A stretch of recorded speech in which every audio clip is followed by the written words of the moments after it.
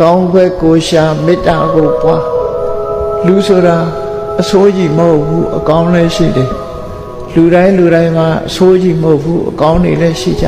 ဒါကြောင့်မို့ကောင်းတာလေးကိုကြည့်ပြီးတော့အဆိုးကိုမေ့ထားလိုက်မေတ္တာပါဥပမာဘာနဲ့တူတယ်လဲလို့ဆိုလို့ရှင်ရေအလွန်စားနေတဲ့ပုဂ္ဂိုလ်တယောက်ခီးသွားရင်ရေစားတယ်ရေတောက်စရာရေအိုင်ကြီးတစ်ခုတွေ့တယ်သို့တော့အဲ့ဒီရေအိုင်ကြီးကအပေါ်ကမော်သေးမော်ညင်းနေနဲ့ဖုံးနေတယ်ရေကလည်းပဲမတောက်ရမနေနိုင်တဲ့အခါအိုင်နဲ့ဆင်းပြီးတော့မော်သေးမော်ညင်းလေးတွေကိုလက်နဲ့ဖယ်ပြီးတော့ရေကိုတောက်တယ်အစာပြေအောင်ရေကိုတောက်လိုက်တယ်ရေတောက်လိုက်ရမှရှင်တဲ့နှလုံးထဲမှာအေးသွားတယ်အဲ့ဒါလို့ပဲလောကလူတွေဟာတယောက်ယောက်အပေါ်မှာအပြစ်မြင်နေပြီဆိုရင်လူဆိုတာအပြစ်လည်းရှိတယ်အဆိုးလည်းရှိတယ်ရေထဲမှာအကောင်းလည်းရှိတယ်မကောင်းတာလည်းရှိတယ်ဆိုတာအဆိုးကိုဖယ်ထားပြီးတော့ကောင်းကွက်ကလေးကိုပဲရှာပြီးတော့အသုံးချရမယ်လို့ဒီလိုဆိုလိုရင်းဖြစ်တယ်အဲ့ဒါကိုမြတ်စွာဘုရားရဲ့အဆုံးအမကိုရှေးဆရာကြီးတွေက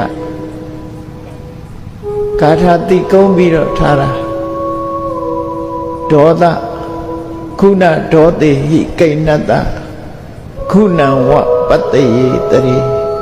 သေဝလာရိပဝါဟိတဝပိဝေပိပတကောယထာဆိုပြီးခုနဒေါတိဟိကိဏတ္တခုနံဝပတ္တိယေဆိုလိုတာကလူတယောက်မှာကောင်းခွက်လည်းရှိတယ်မကောင်းတဲ့အကွက်တွေလည်းရှိတယ်မကောင်းတဲ့အကွက်တွေမေ့ထားလိုက်ကောင်းတဲ့အကွက်ကလေးကိုကြည့်ပြီးတော့ကောင်းတာလေးကိုသာကြည့်ပြီးတော့သူ့ပေါ်မှာမေတ္တာသက်အောင်ကြိုးစားပါလို့ဆိုအဆိုးကိုဘယ်တော့မှမကြည့်နဲ့လို့ပြောအေးရေးစားလို့ရှိရင်မော်တွေရှိနေတာကိုမကြည့်နဲ့အသာလေးဖယ်လိုက်ရေလေးကိုသာတောက်လိုက်မော်တွေကိုဖယ်ပြီးရေလေးသာတောက်တယ်လို့ပဲမကောင်းတာတွေကိုဖယ်ထားပြီးကောင်းတဲ့အကွက်ကလေးကိုသာနှလုံးသွင်းဆင်ញင်ပြီးတော့မေတ္တာသက်ဝင်အောင်ကြိုးစားပါလို့ဒီလိုဆိုလို့ပေါ့နော်နောက်ဆုံးမှာမေတ္တာတရားတိဆောက်ထားနိုင်ပြီဆိုရင်စိတ်တူခြင်းဆိုတဲ့ဒေါသပျောက်ကွယ်သွားမှာပဲဖြစ်တယ်